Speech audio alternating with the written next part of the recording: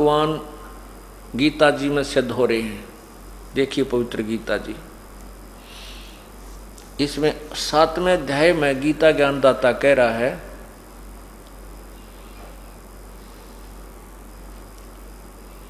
नीचे आइए 24वें श्लोक में कहते हैं, बुद्धिहीन पुरुष मेरे अनुत्तम, अनुत्तम माने घटिया अविनाशी परम भाव को नहीं जानते, अव्यक्त मन इंद्रियों से परे मुझ सच्चिदानंद घन परमात्मा को, ये माम माने मुझ को व्यक्ति भाव में प्राप्त हुआ मानते हैं। अव्यक्तम माम अव्यक्तम, मुझ अव्यक्त को, मैं किसी के सामने नहीं आता। अव्यक्त का अर्थ होता है मैं किसी के सामने प्रकट नहीं होता, गुप्त रहता हूँ। मुझे व्यक्ति भाव में आया हुआ मानते हैं। ये मूर्ख लोग मुझे कृष्ण मान रहे हैं, मैं कृष्ण नहीं हूँ। स्पष्ट क्या है, मैं अव्यक्त रहता हूँ। अव्यक्त का अर्थ क्या होता है, जैसे सूर्य बादलों के पीछे हो, बादल छाए हों तो उसमें सूर्य हमें दिखाई नहीं देता, लेकिन बादलों के पार विद्यमान है। वो अव्यक्त है, वो प्रगट नहीं है, वो व्यक्त नहीं है, वो हमारे सामने दृश्यमान नहीं है। अदृश्य को अव्यक्त कहते हैं। तो ये कहते हैं कि यो काल कहता है कि मैं भी अव्यक्त हूँ, और मुझ अव्यक्त को ये व्यक्ति मान आया हुआ मानेंगे। ये कृष्ण सोच रहे होंगे मैं कृष्ण नहीं हूँ, क्योंकि वो तो बोल कृष्ण में रहा था। अब 8वें अध्याय के अंदर अभी जो आपको बता रहे 18वें श्लोक में यही प्रमाण दे रहे हैं कि इसमें गीता जी के 8वें अध्याय के 18वें श्लोक में लिखा है कि उस परब्रह्म अव्यक्त से क्या जब दिन समाप्त होता है तो सभी उसकी रात्रि रूप में सब प्राणियों का विनाश हो जाता है, और जब वो परब्रह्म की एक रात समाप्त होती है और दिन शुरू होता है 1000 युग का, तब यह सृष्टि काल की फिर रची जाती है। उस अव्यक्त, अब देखना बिल्कुल 2 मिनट में समझ में आ जाएगा जो मैं क्या समझाना चाहता हूं आप जी को। 8वां अध्याय 18वें पाओ, इधर यहां संपूर्ण चराचर भूतगण व्यक्त है। चराचर भूतगण ब्रह्मा के दिन प्रवेश काल में नहीं, ये परब्रह्म के प्रवेश के दिन काल में अव्यक्त से अर्थात परब्रह्म के सूक्ष्म शरीर से, उस अव्यक्तात्मा ने उस अव्यक्त से, अव्यक्तात्मा ने परब्रह्म रूपी अव्यक्त से उत्पन्न होते हैं। और परब्रह्म की रात्रि के प्रवेश काल में उस अव्यक्त नामक, यहाँ परब्रह्म मानना पड़ेगा हमने, कि सूक्ष्म शरीर में ही लीन हो जाते हैं। आगे देखिए, हे पार्थ 19वां श्लोक, वही यह भूत समुदाय उत्पन्न होकर संस्कारवर्त के वश, प्रकृति के वश हुआ, रात्रि के प्रवेश काल में लीन होता है और दिन के प्रवेश काल में उत्पन्न हो जाता है। आगे देखना, ये 20 में क्या कहा है, परंतु उस अव्यक्त से परे जो दूसरा अव्यक्त है, दूसरा विलक्षण जो सनातन अव्यक्त भाव है, उस परम दिव्य पुरुष, वह परम दिव्य पुरुष सब भूतों के नष्ट होने पर भी नष्ट नहीं होता। क्या कहा है कि एक तो गीता ज्ञान दाता ब्रह्म ने, एक तो गीता ज्ञान दाता ब्रह्म ने 7वें अध्याय के 24वें श्लोक में बताया कि मैं भी अव्यक्त हूँ, और मुझ अव्यक्त को ये व्यक्ति रूप में कृष्ण मान रहे, मैं कृष्ण नहीं हूँ, मैं अव्यक्त रहता हूँ। फिर 8वें अध्याय के 18वें श्लोक में बताया कि सभी प्राणी उस परब्रह्म रूपी अव्यक्त के दिन काल में तक प्रकट हो जाते हैं, रात्रि काल में जो 1000 युग का होता है उसमें वो लीन रहते हैं। फिर कहते हैं 18वें अध्याय के 20वें श्लोक में लिखा है कि परंतु उस अव्यक्त, इस परब्रह्म से भी एक और अव्यक्त जो अविनाशी अव्यक्त भाव है, वो परम पुरुष परमात्मा तो सभी प्राणियों के नष्ट होने पर भी कभी नष्ट नहीं होता।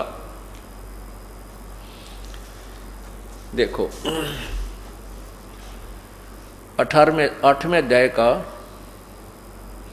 अध्याय 8 का ये 20 श्लोक देखो। परंतु उस अव्यक्त से भी जो परे यानी परब्रह्म से भी जो दूसरा अव्यक्त भाव पूर्ण परमात्मा है, जो सनातन यानी सदा रहने वाला अव्यक्त भाव है, वह परम दिव्य पुरुष सब भूतों के नष्ट होने पर भी नष्ट नहीं होता। अब 20-21 में देखो।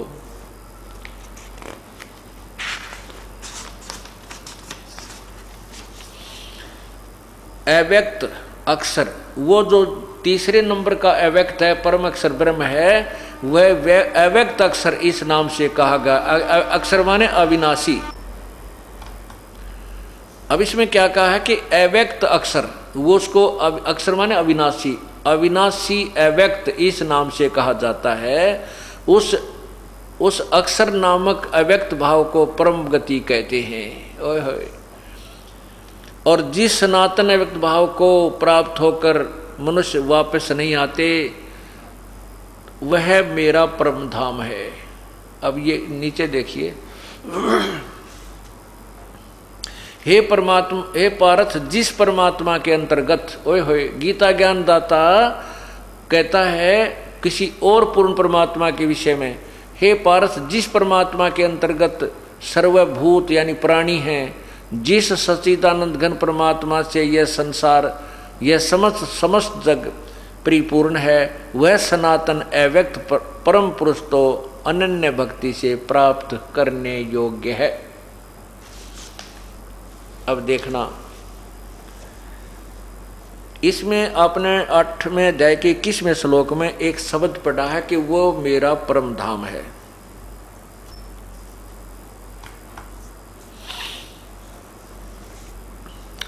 यहां पर जो काल कह रहा है कि वो मेरा भी परम धाम है। अब कहने का भाव है कि यो काल भी उस सतलोक से ही यहाँ आया है और हम भी वहीं से आए हैं। अपना भी मुख्य स्थान तो सतलोक ही है और ये भी कह रहा है मेरा भी वो परम धाम है। अब जैसे कोई किसी गांव में रहा करते और वो 2-3 पीढ़ी से शहर में रह रहे हैं और उस गांव में उनका कोई संपत्ति नहीं, कोई जायदाद नहीं, अब उनका कोई वहाँ पर हिसाब किताब, वोट भी कोई ना, और फिर भी उस गांव का व्यक्ति उसे कभी मिलता है तो यूँ क्या कर, भाई मेरा भी पुराना गांव वो ये है। तो काल ब्रह्म इस दृष्टिकोण से कह रहा है कि वो परम, मेरा भी परम धाम है, लेकिन उसके बारे में बताता है कि हे पार्थ, जिस परमात्मा के अंतर्गत संपूर्ण प्राणी आते हैं, यानी वो पूर्ण वासुदेव है, सबके ऊपर जो मालिक है, सबका सब पर व्यापक है, और जिस सच्चिदानंद घन परमात्मा से समस्त जगत व्यापक है, यानी जिसने सारी सृष्टि को संभाल रखा है, परिपूर्ण है, वह सनातन अव्यक्त परम पुरुष यानी परमात्मा तो अनन्य भक्ति से प्राप्त होने योग्य है। यानी किसी और देवी देवता ब्रह्म परब्रह्म की को इष्ट रूप में पूजा नहीं करने से वो परमात्मा प्राप्त होता है। यानी अनन्य भक्ति इसका कहते हैं कि किसी और में ध्यान नहीं, ना किसी में आस्था रहे, ना किसी को इष्ट रूप में पूजे। जो पति भरता पति से राती, आन पुरुष नहीं भावे, बस पी हर्म सुरत प्रियतम, जनो कोई ध्यान लगावे। अब जैसे पति भरता लड़की अपने घर भी चली जाती है तो भी अपने पति का चिंतन नहीं भूलती, और पतिव्रता लड़की अपने एक ज्वाइंट फैमिली में भी रहती है, उसमें सास भी है, ससुर भी है, जेठ भी, जेठानी भी, देवर और देवरानी भी। वो यथोचित उत्तर सब आदर सबका करती है। जेठ को बड़े भाई यानी की तरह, पिता ससुर को पिता की तरह, सास को माँ की तरह, देवर को छोटे भाई की तरह। तो इस प्रकार वो सबका आदर करती है, लेकिन जो उसका लगाव अपने पति में होता है वो किसी में नहीं हो सकता। उसके लिए पति पूज्य होता है वो, और अन्य का वो सत्कार करती है। इसी प्रकार हम जितने भी अपने जो आपको मंत्र दिए जाते हैं, ये हमारा एक परिवार है। ब्रह्मा विष्णु महेश शिव, ये दुर्गा आदि, ये हमारा एक परिवार है। और हमारा कुल का, हम का सबका पिता, एक कुल मालिक पति यानी कबीर परमात्मा है। हमने जैसे वो पति भर्ता लड़की जब तक ज्वाइंट फैमिली में रहती है तो बिल्कुल मिलजुल कर सबको आदर सत्कार करती है। जब वो भिन्न भिन्न होते हैं, न्यारे होते हैं, तो वो फिर अपने पति के साथ चली जाती है।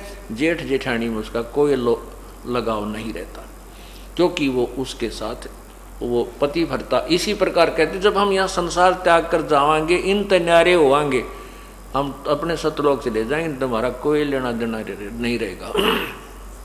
लेकिन इनसे हमारा कोई बिगाड़ भी नहीं है। अब अलग हो गए तो जेठ और देवरात हैं, कोई उसका मनमुटाव नहीं है, लेकिन पति के समय वो किसी को नहीं मान सकती। इसी प्रकार हमने अपने, इसलिए उसको अनन्य मन कहते हैं। किसी और में श्रद्धा ना हो उसको पतिव्रता स्त्री कहते हैं।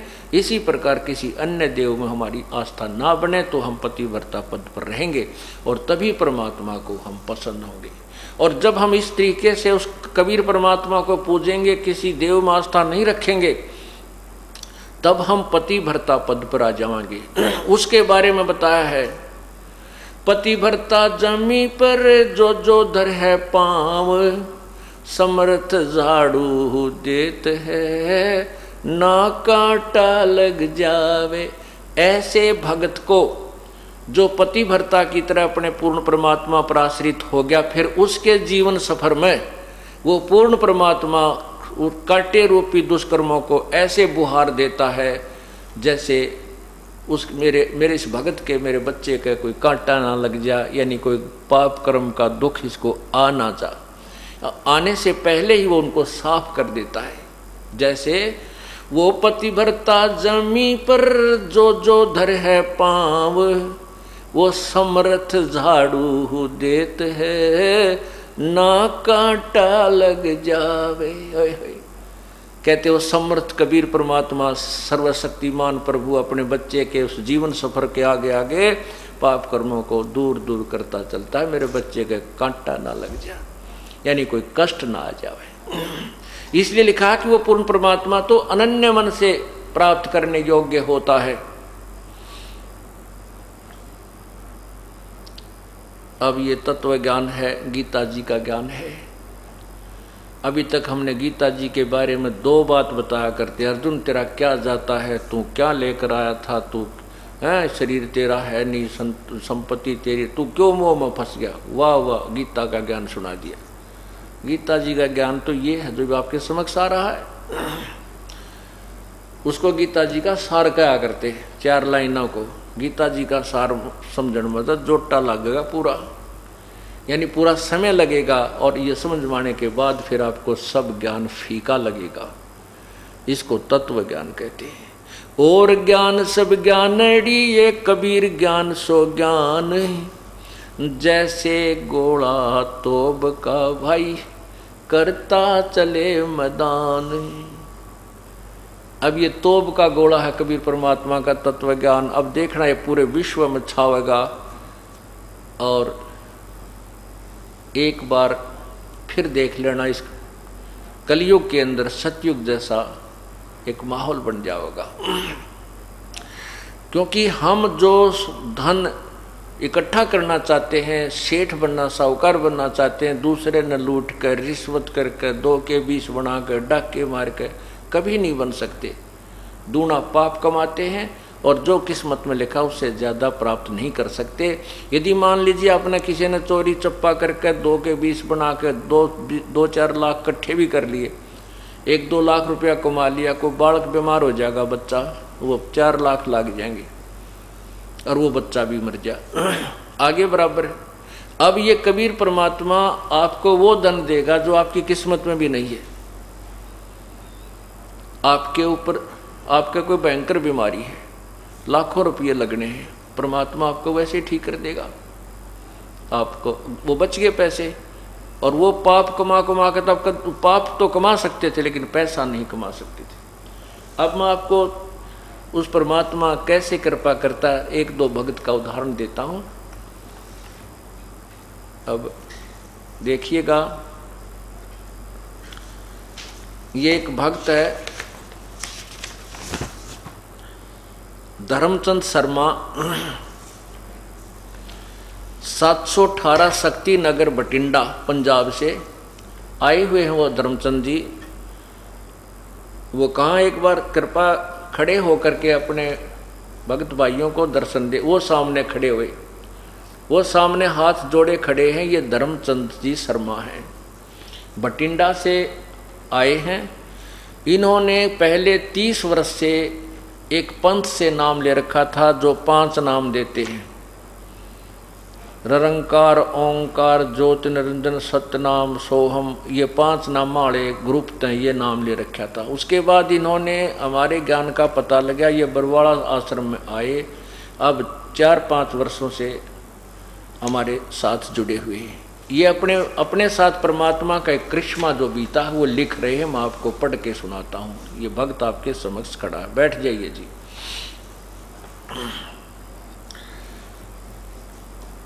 ये क्या लिखते हैं कि दास बठिंडा का रहने वाला है। ओए होए, कितनी प्यारी बोली हो जाती है परमात्मा के बच्चे की जो सत्संग मारने लग जाता है। दास बठिंडा का रहने वाला है। सन 2005 की घटना है। दास ने एक वेल्डिंग का काम करने वाले से 1000 रुपये लेने थे। उसने मेरे लड़के को 500 रुपये देकर कहा कि इतने ही देने थे और कोई पैसा मैंने नहीं देना। दास पुलिस महकमे से रिटायर्ड है। दास को बहुत महसूस हुआ। दास पुलिस के थाने में गया और एसएचओ को सारी बात बताई। तो उसने कहा कि आप बैठो, मैं अभी उसे बुलाता हूँ और आपके रुपए मिल जाएंगे। वह आदमी थाने में आ गया और थानेदार को एक और ले गया। जब थानेदार वापस आया तो उसके तेवर बदले हुए थे। कहने लगा कि अपना लेन देन बाहर जाकर करो, यहाँ झगड़ा करोगे तो दोनों को बंद कर दूंगा। दास को दुख हुआ, परंतु कबीर वाणी का श्लोक याद आया। कबीरा आप ठगाइए और न ठगिए कोई, आप ठगाएं सुख होता है और ठगे दुख होए। देख कितनी शांति दे दी परमात्मा की वाणी ने ऐसे दुख के समय। अच्छा, 1 महीने के बाद दास बैंक में गया। ओए होए, अब देखना कमाल कुदरत का।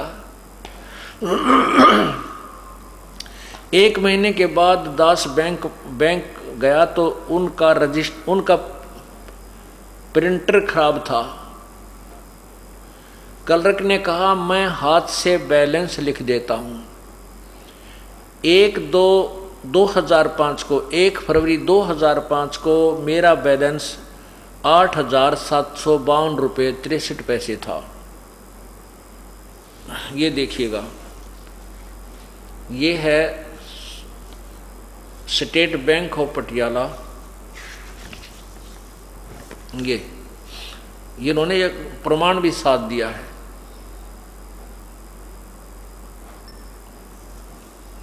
ये है स्टेट बैंक ऑफ पटियाला चालू खाता।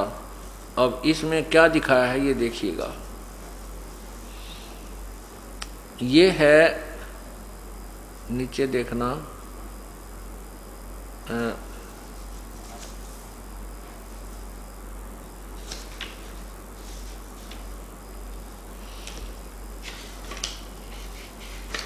ये देखिएगा। इसमें 1 फरवरी 2005 को, ये देखना 1/2/2005 को इसमें कितना बैलेंस है इनका। ये है 8,752 रुपये 63 पैसे। और फिर उसी दिन हाथ से लिखता है, नीचे देखना, ये 1/2/2005 को टोटल उसने लिखा है 24,752 रुपये 63 पैसे। 16,000 रुपये बढ़ गए।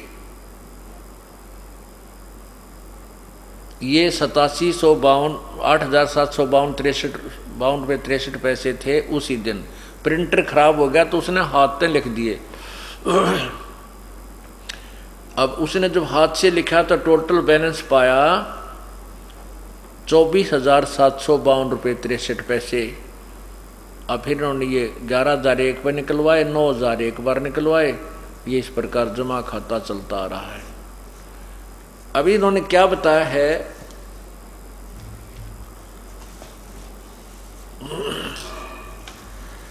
कि 1/2/2005 को मेरा बैंक बैलेंस 8,752.63 था। 1/2/2005 को ही फिर हाथ से लिखा 24,752.63 था। बंदी छोड़ की कृपा से 16,000 रुपये मेरे खाते में बढ़ गए। बोलो सतगुरुदेव की जय। कबीर वाणी पढ़कर यानी अपने शब्द को जीवन में उतार लें तो लोक सुखी परलोक सुखी हो जाएगा। गुरुदेव को दंडवत प्रणाम। अब पुण्यात्माओं, ये तो एक जैसे वो कहते हैं ना ट्रेलर है भगवान का, ट्रेलर। यदि हम और ज्यादा दृढ़ता से इसकी तरफ लगेंगे तो ना जाने के तक ये कर देगा। अब उन बैंक वाਲਿयों का भी बैलेंस पूरा उस मालिक ने करा। अब ये परमात्मा जो चाहे सो कर दे 1 मिनट में। अब आपने देखे होंगे जादूगर मिट्टी हाथ में उठाकर रुपया बना दे चांदी का, वो तो छोटे मोटे जादूगर हैं अस्थाई, और ये परमात्मा उन जादूगरों का भी जादूगर है। ये सारी सृष्टि उस जादूगर ने रच रखी है, और वो ना जाने के बना दे, इस मिट्टी का सोना बना दे, सोने का पहाड़ बना दे, पत्थर का पहाड़ बना दे। अब आपको एक कथा और सुनाता हूँ, परमात्मा क्या करता है। ये हैं भक्त राजकंवर दास पुत्र श्री दलीप सिंह काद्याण, एक्स सूबेदार, गांव मांगावास, तहसील बेरी, जिला झज्जर का निवासी हूँ। वो कहाँ है भक्त जी, एक बार खड़ा हो जाए। ये देखो, ये सूबेदार साहब खड़े हैं, श्री राजकुमार दास पुत्र श्री दलीप सिंह काद्याण, गांव मांगावास, तहसील बेरी, जिला रोहतक। अब इनके बारे में मैं आपको सुनाता हूँ, जिन्होंने अपनी आप बीती मुझे लिख कर दी है। आप कृपा बैठ जाएं।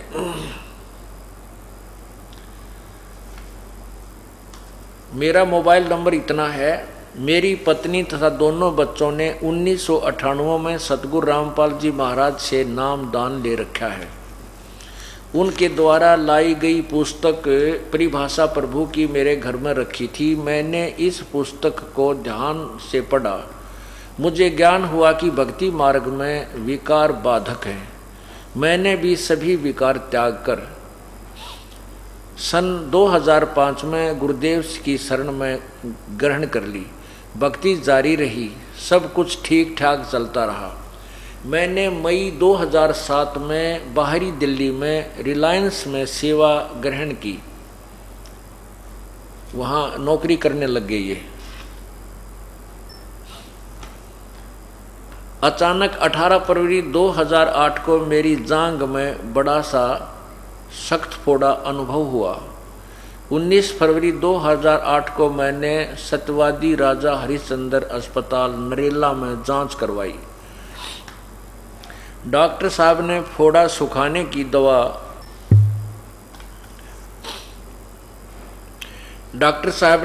सुखाने की दवाइयाँ दी। 5 दिन बाद फिर जांच करवाने के लिए कहा, मगर उसी दिन दोपहर 12:30 बजे दर्द बढ़ गया। मुझे सद्गुरुदेव की आवाज़ सुनाई दी कि यदि आप पहले शरण में आ जाते तो ये कष्ट भी नहीं आता। सायंकाल 8:30 बजे मूत्रालय के लिए निकला तो मुझे बेहद दर्द हुआ, चक्कर आ गया, बेहोशी की हालत में पसीना पसीना हो गया। मैं ब्रह्म गायत्री मंत्र यानी प्रथम मंत्र कर रहा था, जो पहला मंत्र दिया जाता है 7 नाम का। मैंने देखा कि काल ने मेरी गर्दन दबा रखी है। उसी समय बंदी छोड़ सदगुरु रामपाल जी महाराज ने मेरे सिर पर हाथ रखा और मुझे राहत महसूस हुई। सद्गुरुदेव ने मुझे सतनाम का जाप करने को कहा। मैंने सतनाम सतनाम की रट लगा दी। फिर सतगुरुदेव ने मुझे कहा कि श्वास वाला सुमन करो, सतनाम सतनाम नहीं, जो 2 मंत्र का है। श्वास, उस श्वास से जो जाप करते हैं उसको सतनाम कहते हैं। जो ही मैंने श्वास का सुमन शुरू किया तो काल लगभग 50 गज की दूरी पर हट गया। सद्गुरुदेव ने मुझे बताया कि इतनी देर में यह काल कर्महीन की तो छाती को तोड़ देता। अय है। मुझे समझाते हुए सद्गुरुदेव कहने लगे कि सत्संग तथा पुस्तकों के माध्यम से कितनी बार बताया है कि कोई आपत्ति आए तो श्वास का सुमन करना है, फिर भी आप गलती कर देते हो। इतना कहकर सद्गुरुदेव अंतर्ध्यान हो गए। ये अभी इस 18 फरवरी की बात है। ये 18 फरवरी 2008 की, 19 फरवरी की। नरेश सन्नोप श्री जयसिंह गांव बिरधाना झज्जर और सुरेंद्र सन्नोप श्री उमराव सिंह गांव करौली रेवाड़ी ने मुझे बेहोशी की हालत में चारपाई पर लिटा दिया। थोड़ी देर बाद जब मुझे होश आया तो मेरा दर्द गायब था। बोलो सतगुरुदेव की जय। मैंने सतगुरुदेव को लाख लाख धन्यवाद किया। थोड़ा सा खाना खाया और सो गया। सुबह 20 फरवरी 2008 को उठा तो फोड़ा फूट चुका था। उसी दिन अस्पताल में डॉक्टर को जाकर दिखाया तो पूरा वृत्तांत बताया। डॉक्टर हैरान थे। उन्होंने वरिष्ठ डॉक्टरों को भी बताया, जांच की तथा बची हुई दवाइयां वापस जमा करके छुट्टी कर दी। यह सब राहत बंदी छोड़ सद्गुरु रामपाल जी महाराज की असीम कृपा से संभव है। मुझे जीवन दान मिला। सत साहिब। तो पुण्यात्माओं, अब ये है खेल परमात्मा के। समर्थ का सरनाग हो, रंग होरी हो, वाई कदे न हो एकाज राम रंग होरी हो। होरी माने खुशी। इस समर्थ की शरण माने के बाद कभी अकाज नहीं होगा, आपके घर में कोई दुख नहीं छावेगा, सदा होरी रहेगी। राम रंग होरी हो, कदे ना हो अकाज राम रंग होरी हो। कभी भी आपकी हानि यानी कोई दुख आपके ऊपर नहीं आएगा, सदा सुखी रहोगे।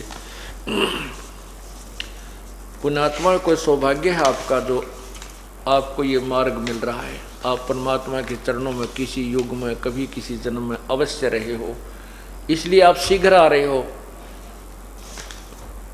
और पीछे ये लुट पिटकावेंगे, आना से भी नहीं यही पड़ेगा। हमारा एक भक्त है, वो एक दिन ऐसे एक चुटकुला सा कह रहा था। इन्होंने बोला, जी इन पंथों ने, ये जितने भी संत हैं पंथ हैं, इन्होंने आना तो पड़ेगा अपने दौरे, और तो कितना ठिकाना ही नहीं। ये बोले श्रद्धालु हैं, कभी इनको जब ज्ञान समझ में आओगा कुछ तो जल्दी आ जाएंगे उनके पास, उन नकली संतान छोड़ के, और कुछ फिर जब उनके संत भी हाथ खड़े कर देंगे, भाई हमारे पास कुछ नहीं है, तो बाकी के फिर आ जाएंगे। और एक आधा नरबाग फिर भी बैठा रहा करे, शायद गुरुजी ये ठीक हो। कैसे जैसे बस में सफर करते जा रहे हैं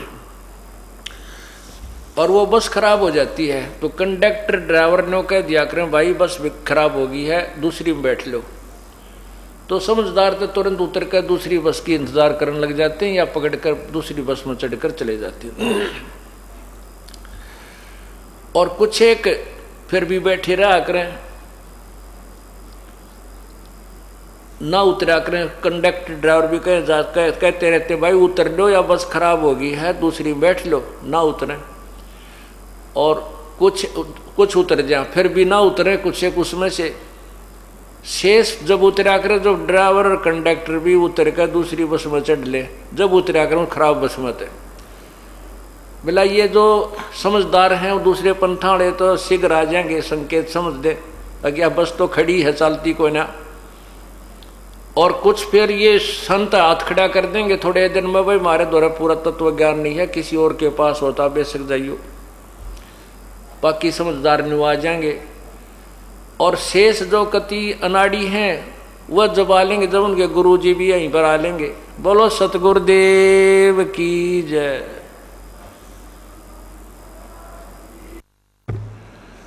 परमपिता परमेश्वर, सारी सृष्टि के रचनहार, कुल मालिक, कबीर बंदी छोड़ की असीम रजा से ये सत्संग प्रारंभ हुआ और इसके अंदर जो पुण्यात्माएं लाभ उठा रही हैं उनके ऊपर भी प्रभु की असीम कृपा है। परमात्मा स्वयं ही अपनी महिमा बताने के लिए इस काल के लोक में आते हैं और वो अपनी एक लीला करते हैं। परमात्मा अजन्मा है, कबीर परमेश्वर का कोई जन्म नहीं होता। जब भी वो इस काल के लोक में आते हैं वो सहज शरीर आते हैं और सहज शरीर ही चले जाते हैं। यहाँ कुछ समय के लिए एक मानुष जैसी लीला करते हैं, एक मनुष्य जैसी लीला करते हैं। मनुष्य का जीवन जैसे एक मानव अपनी क्रिया करता है, यहाँ वो ऐसी ही क्रिया करते हैं।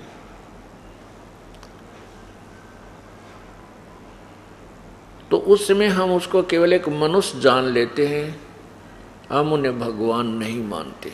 भगवान हम क्यों नहीं मानते, परमात्मा किस लिए नहीं मानते? क्योंकि हमारे को ज्ञान गलत बताया हुआ होता है। हमारे को ये बताया हुआ होता है कि परमात्मा निराकार है, वो सर्वव्यापक है, कण कण में विद्यमान है। परमात्मा मनुष्य शरीर में नहीं होता।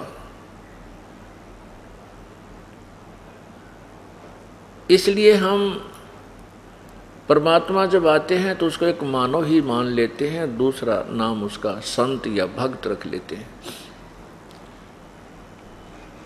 संत मनुष्य भी होते हैं और संत की भूमिका में प्रभु भी आ जाते हैं। हम इसलिए नहीं मान पाते परमात्मा, उस परमात्मा आए हुए को, क्योंकि हम ये मानते हैं कि भगवान तो निराकार है। कुछ पंथों के संत ये भी कहते हैं कि जो गुरु रूप है, गुरु आया है, वो तो है भगवान साकार मानो, वो साकार रूप है भगवान का। और सतलोक में परमात्मा निराकार है, सतपुरुष निराकार है। और आत्मा सतलोक में जो चली जाती हैं अपनी साधना भक्ति करके, वो उस परमात्मा में, सतपुरुष में ऐसे समा जाती हैं, अभेद हो जाती हैं, जैसे समुद्र में बूंद गिर जाती है पानी की। ये उनकी थ्योरी है जो यथार्थता से बहुत दूर है, मन घड़ंत है। उन संतों ने भगवान देखा नहीं, ना सतलोक के दर्शन हुए, ना ही उनको कोई थ्योरेटिकल ज्ञान भी ठीक नहीं है उनका।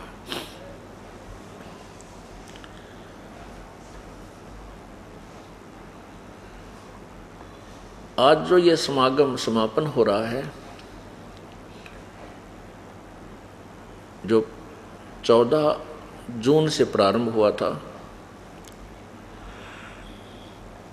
ये उसी उपलक्ष्य में है। आज के दिन ज्येष्ठ सुदी पूर्णमासी, जेठ उतरते की पूर्णवासी को सुबह ब्रह्म मुहूर्त में, अर्थात सुबह के 4 बजे के आसपास, वो परम पिता परमेश्वर पूर्ण ब्रह्म, सारी सृष्टि के रचनहार कबीर देव, कबीर साहब, कबीर प्रभु अपने सतलोक को त्याग कर सह शरीर इस मृतलोक में प्रकट हुए थे। उन्होंने बनारस के अंदर, जिसे काशी शहर भी कहते हैं, वहाँ एक लहर तारा नामक तालाब के अंदर एक कमल के फूल पर एक नवजात शिशु का रूप धारण किया था।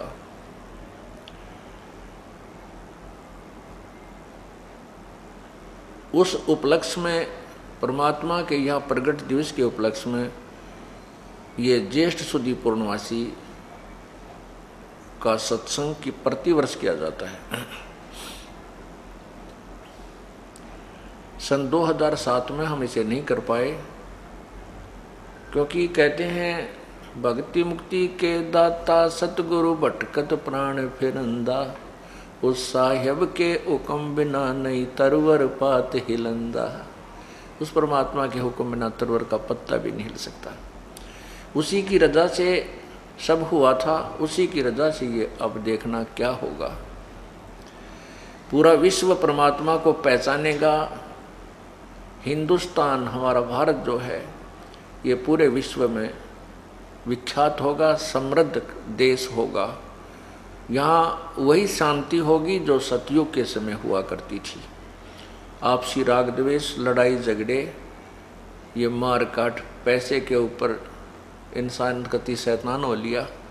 ना बाण भाई का प्यार रहा, ना माता पिता की श्रद्धा, केवल एक पैसा पैसा नजर आता है।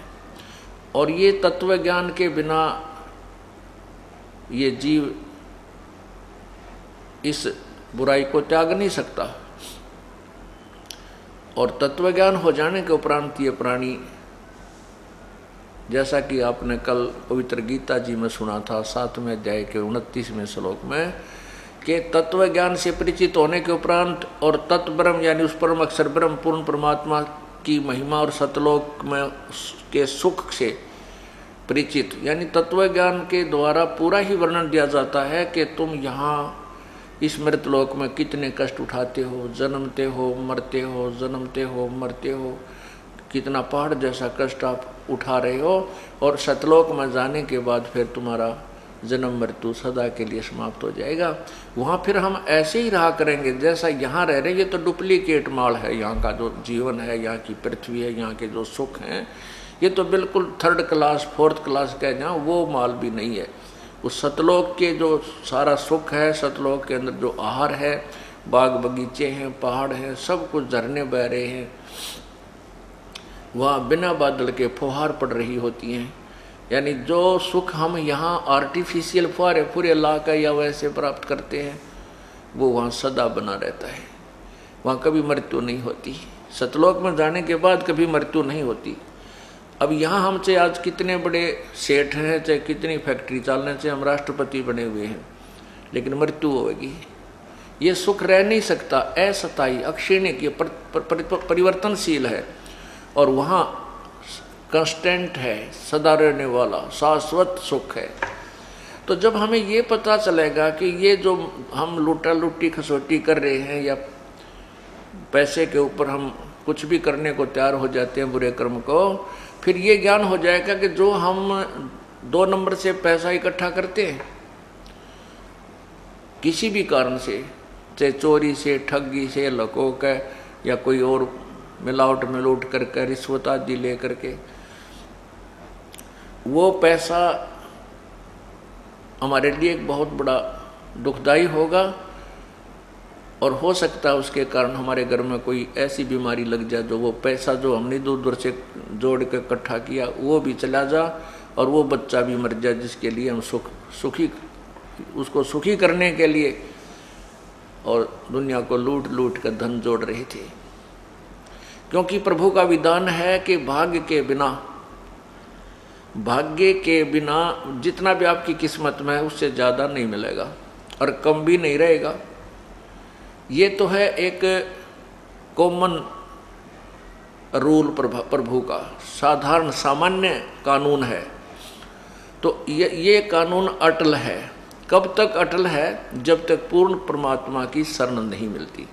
तो जब तक पूर्ण परमात्मा की शरण, पूर्ण संत नहीं मिलता, तब तक तो ये फाइनल है कि जितना भी तेरे भाग्य में है उतना ही मिलेगा, ज़्यादा नहीं मिलेगा। यदि आप इधर उधर की करके ज़्यादा बना भी लोगे, आपने 1 लाख 2 लाख रुपये इकट्ठे कर भी लिए, आपके घर में कोई इसी घटना घट जाएगी। क्या तो पत्नी बीमार हो जाएगी, क्या स्वयं बीमारी आ जाएगी, कोई बालक बीमार हो जाएगा, या कोई बिजनेस में घाटा हो जाएगा, या कोई रिश्तेदार पैसे ले जाएगा, दे को नहीं, फिर दुश्मन भी बन जाएगा। और वो पाप जो पाप आपने किए उस 2 नंबर से धन प्राप्त करने के लिए, वो पाप आपके पास चौकस रह गए, वो नहीं घटते, वो नहीं जाते, वो आपको ही भोगने पड़ेंगे। तो इस तरह का ज्ञान तत्व ज्ञान से हो जाता है। फिर ये प्राणी दूसरे का धन लेना, चोरी करना, ठगी करना, हेराफेरी करना एक विष समझेगा। विष जैसे जहर होता है। अभी तक हमें पता नहीं था कि ये जहर है, इसलिए हम खा रहे थे, मर रहे थे, दुख पा रहे थे। जब बच्चे को पता चल जाता है कि ये विष है इस बोतल के अंदर और इसके खाने से आदमी मर जाता है, वो बच्चा शाना होने के बाद हाथ नहीं लगाता। अबोध बच्चा उसको खोल कर ढक्कन और पी लेता है और मृत्यु को प्राप्त हो जाता है। तो जो हम कर्म कर रहे हैं तत्व ज्ञान के अभाव से, जो हम पाप कर रहे हैं, फिर हमारे को ये दूर खड़े दिखाई देंगे, ये वो विष की बोतल की तरह नजर आएंगे, इलेक्ट्रिसिटी यानी बिजली के नंगे तार की तरह नजर आएंगे कि इनका हाथ लगते ही मर जाएंगे। थोड़ा कम करो। तो इस प्रकार ये सतयुग का माहौल होगा।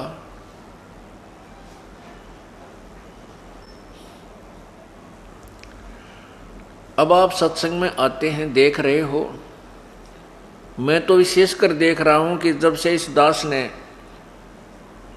परमात्मा की मजदूरी करनी शुरू की है, उसके बच्चों के लिए ये उसके तत्व ज्ञान को प्रचार करना शुरू किया है और ये उपदेश देना प्रारंभ किया है, उस दिन से देख रहा हूं कि जो भक्त हमारे परमात्मा कबीर बंदी छोड़ की शरण में आए हैं, उस समय उनकी क्या स्थिति थी।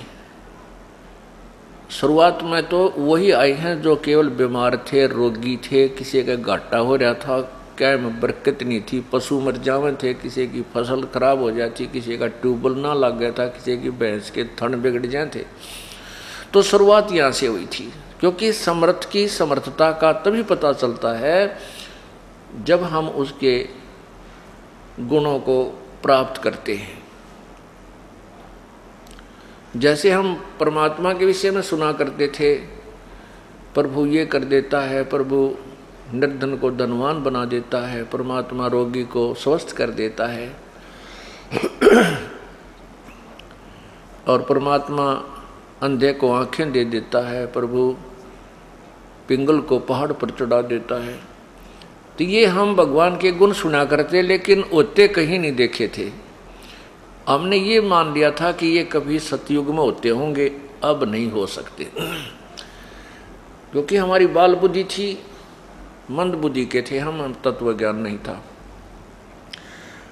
अब कारण ये था कि जो परमात्मा के गुण उस समय थे वो आज भी हैं, क्योंकि वो अपरिवर्तनशील है। प्रभु के गुणों में कोई परिवर्तन नहीं होता। वो हमें प्राप्त नहीं हो रहे थे, वो अपनी त्रुटि थी। जैसे बिजली के गुण आप सुनते हो, बिजली पंखा चलाती है, ठंडी ठंडी हवा देती है, कूलर चलाती है, ट्यूबवेल चलाती है, आटा पीस देती है, ऐसे ऐसे गुण, और अंधेरे को उजाले में बदल देती है। ये इलेक्ट्रिसिटी के मेरिट्स हैं, गुण हैं उस बिजली के, और उसके गुण तो हैं, लेकिन वो कैसे होंगे कि अपने पास पंखा भी हो, बल्ब भी हो, और फिर कनेक्शन हो उस पावर हाउस से जिसमें बिजली हो, और फिर देखना कनेक्शन मिलते ही बिजली अपना काम शुरू कर देगी। अब हमारे साथ क्या किया हुआ था इन अनजान संतों ने? उनको तत्व ज्ञान था नहीं, वेदों का ज्ञान भी नहीं था। ऋषि और मैं ऋषियों को वेद पढ़े पर वेद न जान, ये बाचे पुराने 18। जड़ को अंधा पत्ते खोआ, वह भूल गया सिरजनहारा। वेदों को पढ़ते हैं परंतु भेद नहीं जानते थे। वेदों को पढ़ते थे फिर भी वही क्रियाएं करते थे। जैसे आपने कल सुना था कि ये ऋषि लोग ज़्यादातर तप करते थे, जबकि घोर तप करते थे, हठ योग करते थे। जबकि वेदों में और पवित्र गीता जी में, पवित्र चारों वेदों में, 100वें वेद में इस हठ योग को मूर्खों का कर्तव्य लिखा है। राक्षस स्वभाव के लोगों का ये शास्त्र विधि विरुद्ध साधना होने से राक्षस स्वभाव के लोग करते हैं। तो ऋषियों को राक्षसों से कम हम कैसे माने? जैसे दुर्वासा जी ने एक बच्चों की जरा सी गलती पर प्रद्युम्न ने दुर्वासा के प्रद्युम्न को एक बच्चे लड़की का स्वांग बना करके श्री कृष्ण के लड़के प्रद्युम्न को दुर्वासा के पास ले गए थे। और ये पूछने लगे मजाक में, बच्चों ने मजाक कर दिया कि इसको लड़का होगा या लड़की। दुर्वासा ने श्राप दे दिया कि तुम्हारा नाश होगा, यादों का नाश होगा। उनके वचन से जो उन ऋषियों ने तप करके जो भी वो भक्ति धन कमाया, उससे उन्होंने राक्षस जैसा कर्म कर दिया। 56 करोड़ या 2 लड़के मर गए। इसी प्रकार चुनक ऋषि ने 72 अक्षौणी सेना 72 करोड़ सेना मानदाता चक्रवर्ती राजा की अपनी उस भक्ति कमाई थे, जो धन जोड़ा था, वो जो सिद्धि कमाई थी, उसके आधार से उसकी 72 करोड़ सेना को मार डाला। और कपिल मुनि जी, कपिल जी, वो एक बार साधना कर रहे थे बंगाल की खाड़ी में, और राजा सगड़ के 60,000 पुत्र कोई क्रिया अपना धार्मिक अनुष्ठान करते चल रहे थे। उनका घोड़ा खोल कर इंद्र ने और चुनक ऋषि की जांग का बंधवा दिया, टांग के। तो घोड़े की तलाश करते हुए 60,000 सगड़ के पुत्र जब ऋषि कपिल जी के पास आए, तो उन्होंने उस ऋषि के ऐसे शरीर में काखों के इस कंधों के नीचे कोख में भाले गाड़ दिए। ये सोचा कि ये ऋषि ने हमारा घोड़ा बांध दिया है लाके, और अब इसको ललकारते हैं तो युद्ध करें। अब ऋषि के तप करते करते उसकी पलक, आंखों की जो पलक हैं, इतनी बढ़ गई थी, जमीन पर टिकी हुई थी। ऋषि को दर्द हुआ, जब भाले लगे उसने अपनी पलकों को हाथ से ऐसे उठा, क्रोध में ऐसे करके ऐसे घुमाया, उसमें से अग्निबाण छूटे और 60,000 सगड़ राजा के बेटे वहां मर गए। 60,000 सगड़ के होते कपिल मुनीश्वर खाए। अब बताओ, राक्षस किसी ने क्या करते? जो मांस खाया करते, मांस खाते थे, वो चाहे न्यू मार दो, चाहे तीर से मार दो, चाहे सिद्धि से मार दो, एक जैसी बात है। तो कहने का भाव हमारा ये है, परमात्मा ये समझाना चाहते हैं कि जब तक हमें तत्व ज्ञान नहीं होता, हम ऐसे ही कर्मों में लगे रहते हैं और शास्त्र विरुद्ध साधना करते रहते हैं। तो जब हमें तत्व ज्ञान हो जाता है तो हम केवल वही क्रिया करते हैं जो हमारे को यहाँ से छुटकारा पाने क्यों। और परमात्मा की भक्ति से ही हमें शांति मिलती है, घर में सुख होता है। तो हम जो आपको बताना चाहते थे कि अब एक सतयुग आएगा, सतयुग जैसा माहौल हो जाएगा। अब आप तो ये दास पहले देखा करता था कि उनके पास कुछ भी नहीं था, दुखी हो रहे थे। आज 8-7 साल हो गए, 10 वर्ष हो गए, किसी ने 2 वर्ष, किसी ने 4 वर्ष, किसी ने 5 वर्ष, किसी ने 10 वर्ष, 12 वर्ष। आज परमात्मा ने उनकी वह मौज कर रखी है कि गांव में उंगली टिकती है कि ये घर इनके पता नहीं कहाँ से धन आता है। अब हमारे साथ ये बच्चे जेल में थे, 2 लड़के यहाँ से थे, गुराना थे, दोनों भाई और दोनों जेल में।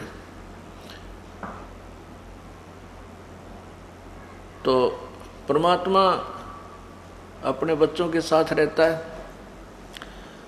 एक भाई तो 4-5 महीने के बाद जमानत होगी, दूसरा हमारे साथ आया। और प्रभु ने यहाँ उनके ऐसी मौज कर रखी थी, जो पहले काम चला था उससे 21 मौज होगी, 21। और हिम्मत देख उन बाण बेटियों की, उनकी माताजी की, दोनों बेटे जेल में। और मुलाकात करने जाती थी, जब न्यों क्या करती कि तुम हार गए हो ना जेल में, तुम उकता गए हो, तो बाहर आ जाओ, हम आ जाएंगे जेल में थारे स्थान पे। एक तो न्यों जाकर रो, है नाश हो गया, है नाश हो गया। एक ये हिम्मत दिया उन बेटियों ने, उनकी माँ ने, अगर तुम हार गए हो ना, काली मान रहे हो, तो तुम बाहर आ जाओ, हम तुम्हारे स्थान पर गुरुजी के साथ आ जाओ, रहेंगे। कहने का भाव यह है कि प्रभु ने नो पेटा पर रखा है कि वो साथ रहता अपने बच्चों के। तो लोग गांव वाले कहने लगे, आसपास के लोग ये कहने लगे, भाई इनका धन कितना हुआ इतना, ये मजाक करने लगे, ये कहने लगे कि ये आश्रम में सोना बताओ थे 30 किलो, वो इनका हाथ लग गया 1-2 किलो ये वहां से ले रही। अब उन लोगों की सोच तो इतनी है, इससे आगे वो सोच ही नहीं सकते क्योंकि ज्ञान उन्हें सुना को नहीं। तो ये भक्त कहते हैं बात तो थारी ठीक से भाई, सोना ताव है आश्रम में थे, पर जिस तरह तुम कह रहे हो ऐसा नहीं आता, वो तरीका और है भगवान का देने का। अब ये इस प्रकार जब हमारा भगवान ठाठ करेगा, हमने चोरी की क्या आवश्यकता पड़ेगी, क्या झूठ बोलने की आवश्यकता पड़ेगी। जैसे आपने कल उस भगत की कहानी सुनी कि 16,000 रुपये बैंक में बढ़ गए। ये तो जैसी हमारी श्रद्धा बढ़ेगी उतनी बढ़ा देंगे। और कैसे बढ़ जाते हैं, जैसे एक बहन, एक बेटी आ रही है यहाँ से, डराना की लड़की है वह, और गतौली ब्याह रखी है, उसका नाम है परमिला। वो कहाँ बैठी है बेटी, एक बार खड़ी हो है या खड़ी, इसको ब्रेन ट्यूमर, वो आपकी रिपोर्ट किस है बेटी, एक बार दिए लाइए बेटा, एक बार। इस बेटी का ब्रेन ट्यूमर होगी, और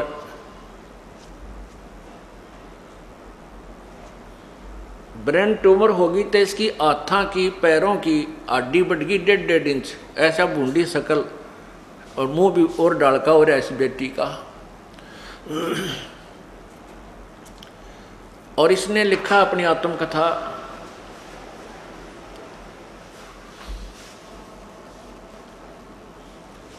ये इसके एक्सरे हैं, ये ढेर सारे तो एक्सरे तुरवा रखे बेटी ने। ये तो एक्सरे तुरवा रखे हैं इन्हें, सारे सिर के एक्सरे हैं ये देखिए, ये इसके सिर के एक्सरे हैं। इसमें तो नहीं दिखते होंगे, लेकिन इसमें नारे नारे ये एक एक अंग के ये एक्सरे तुरवा रखे हैं। और इसके बाद ये रिपोर्ट है इसकी,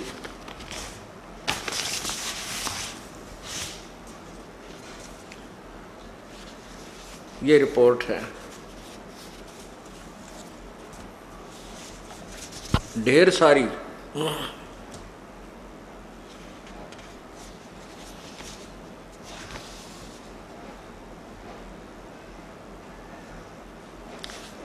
ये डॉक्टर लोग तो इसको समझ सकते हैं, हमारे रापकत के में समझ में को ना, या केस समरी लिख रखी है ना,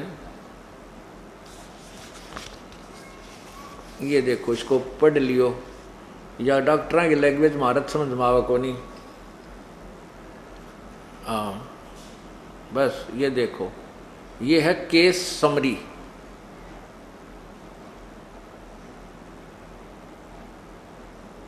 ये पैरों के अंदर जो है ना,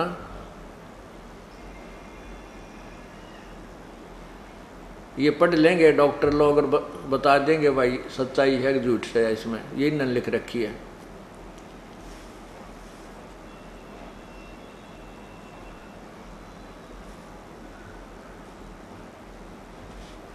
ये है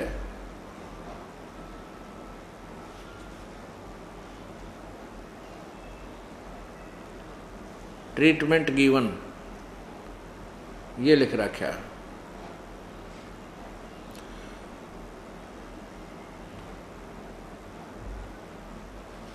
ये इसका नाम है बेटी का, पूरा एड्रेस इसके ऊपर, ये देखिएगा।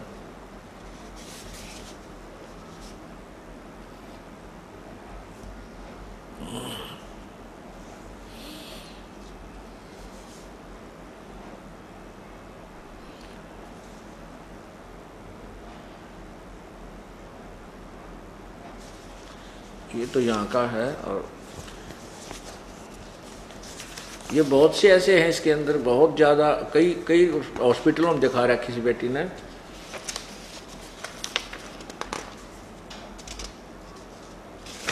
ये गणिये है, इसका नाम है परमिला और पति का नाम है, अभी मैं बताता हूँ आपको, सारी कहानी सुनाऊंगा। इसकी बेटी ने लिख कर दिया मेरे को, ये यहाँ लिखा है इसका। मैं परमिला पत्नी सुखबीर सिंह मलिक, गांव गतौली, और बेटी महेंद्र सिंह काजान, गांव डराना। मेरे को खतरनाक बीमारी लगी ब्रेन ट्यूमर की। मेरे हाथों की उंगली में उंगली बढ़ गई और पैरों के साइज बढ़ गया। पूरे शरीर की हड्डी बढ़ गई 1.5 इंच। अब खुद अंदाज़ा लगाओ, अगर किसी के शरीर की एक हड्डी थोड़ी सी भी बच जाए, उसको कितना दुख होता है और कितना दर्द होता है। इतना दर्द होता था कि कई बार तो सहन नहीं होता था और बेहोश होकर गिर जाती थी। दिल की धड़कन बढ़ जाती थी तो श्वास का आना मुश्किल हो जाता था। बीपी इतना ही हो जाता था कि पता ही नहीं चलता था कि क्या क्या कह रही हूँ, क्या नहीं। चक्कर आकर गिर जाती थी। कहीं भी घरवाले आते तब उठाते और डॉक्टरों का कहना था कि इस बीमारी में आँखें चली जाती हैं, शरीर की आकृति बढ़ जाती है, शरीर झूठा भी पड़ जाता है। ऑपरेशन करवाओगे तो 3-4 लाख रुपए लगेंगे और गारंटी, बचने की गारंटी 100 में से 1% है।